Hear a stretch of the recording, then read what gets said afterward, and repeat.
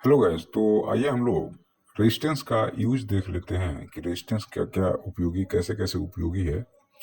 देखिए, use of resistance की अगर आप बात कीजिएगा तो सबसे पहले इसमें जो हम लोग रेजिस्टेंस का यूज करते हैं वह होता है कंट्रोल करना करंट फ्लो को।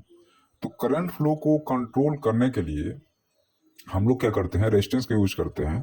तो मान लीजिए कोई पंखा चलाना है तो हम लोग रेगुलेटर जो लगाते हैं घर के पंखों में, वहां पे क्या होता है, वहां पे सिर्फ रेजिस्टेंस ही रहता है। और उसमें जैसे मान लीजिए आप उसको रोटेट करते हैं 1 to 5 के बीच में, तो मान लीजिए आपने 1 पे रखा है मतलब हाई रेजिस्टेंस पे है तो पंखा स्लो चलेगा।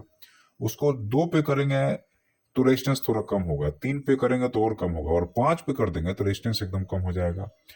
तो करंट का फ्लो बढ़ गया। जब करंट का फ्लो बढ़ जाता है तो क्या होता है कि आपका पंखा बढ़िया से चलता है। लेकिन एक समस्या है कि जो आप रेजिस्टेंस बढ़ा रहे हैं या रेजिस्टेंस घटा रहे हैं, तो जाहिर सी बात है कि आपकी एनर्जी कंजम्पशन जो है उतना ही हो रहा है। याद रखिए कि हम जो है सो करंट के फ्लो को कम कर रहे हैं, लेकिन वह करंट की अमाउंट जो है सो कहीं ना कहीं डिसिपेट तो हो रहा है।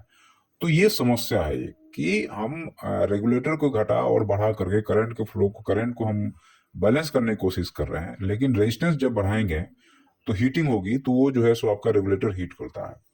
दूसरा इसका जो उपयोग होता है वह होता है आपका वोल्टेज को, हम लोग क्या करते हैं यहाँ पे वोल्टेज को डिवाइड करते हैं। वोल्टेज को डिवाइड कैसे करते हैं कि जैसे मान लीजिए ये सर्किट है, इस सर्किट में आप देखिएगा तो हमने वोल्टेज यहाँ पे किया। अब दो अलग अलग अमाउंट की रेजिस्टेंस अगर लगा देंगे तो उसके मान लीजिए रेजिस्टेंस हमने लगा दिए, तो वहां वोल्टेज की प्रॉपर्टीज, और एक 4 ओम की रेजिस्टेंस है, एक 5 ओम की रेजिस्टेंस है, तो दोनों जगह वोल्टेज की प्रॉपर्टी अलग हो गई।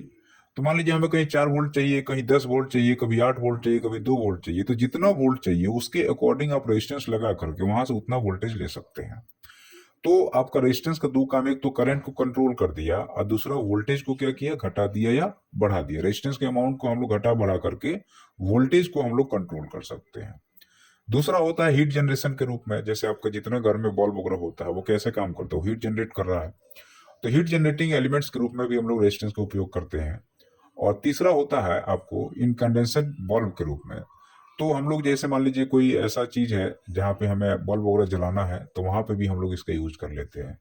नेक्स्ट जो यूज होता है इसका वो होता है जनरली, देखिए क्या होता है, इंटरव्यू में एग्जाम में रेजिस्टेंस का यूज पूछ देते हैं। एकदम बेसिक चीज है लेकिन आधे से ज्यादा बच्चों को आता ही नहीं है कि इसका यूज कहाँ करते हैं। तो नेक्स्ट होता है टाइमिंग सर्किट में, जो रेजिस्टेंस और कैपेसिटेंस को मिला करके जो सर्किट बनता है उसको हम लोग आरसी सर्किट बोलते हैं। तो आरसी सर्किट में हम लोग क्या करते हैं कि देखिए रेजिस्टेंस और कैपेसिटेंस मिल गया, तो कैपेसिटेंस चार्ज को स्टोर कर रहा है, करंट फ्लो हो रहा है, तो इलेक्ट्रॉन को वो क्या करता है, स्टोर करता है। जब इलेक्ट्रॉन को स्टोर कर रहा है कैपेसिटेंस, तो उससे क्या होगा कि मान लीजिए हमें कभी ज्यादा करंट की जरूरत है, कभी कम करंट की जरूरत है, और हमारे इनपुट में बराबर करंट आ रहा है, तो रेजिस्टेंस और कैपेसिटेंस को मिला करके हम लोग आरसी सर्किट बना देंगे। और इसका जो उपयोग होता है जैसे फ्लैश लाइट में, जैसे आप मोबाइल में देखिए फ्लैश होता है, या आपको ब्लिंक करने के लिए हम लोग क्या करते हैं, इसका उपयोग कर सकते हैं। या ओसिलेटर में वेव, कोई वेव साइनसॉइडल वेव में हमें करंट चाहिए, तब हम लोग इसका यूज कर सकते हैं। तो ये हमारे जो है सो रेजिस्टेंस का अलग अलग यूज है, और इसको आप छोटा छोटा वीडियो बना के मैं डाल रहा हूँ ताकि आपको चीजें याद रहे, या बार बार आप उसको देखें तो आपको चीजें याद रहे। इंटरव्यू में इधर उधर जब पूछता है तो आपको क्लियर रहे, एग्जाम में भी ये चीजें आती है। वीडियो पसंद आता है तो आप लोग सब्सक्राइब जरूर कीजिएगा। धन्यवाद।